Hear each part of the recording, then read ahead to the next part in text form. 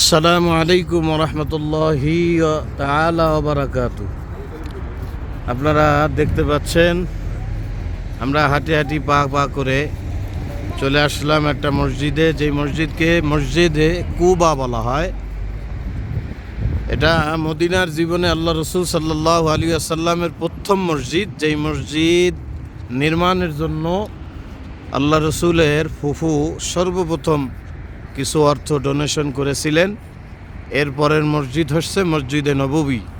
এই মসজিদের ব্যাপারে রসুল করিম সাল্লাল্লাহু আলাইহি ওয়াসাল্লাম বলেছিলেন, এই মসজিদে যারা আসবে এখানে 2 রাকাত নামাজ যদি পড়ে তারা একটা কবুল ওমরার সওয়াব তারা পেয়ে যাবে। আমরা আসলাম, পড়বো ইনশাআল্লাহ। আল্লাহ পাক সবাইকে এমন সুন্দর সুন্দর জিনিস দেখার তৌফিক দান করেন। আসসালাম।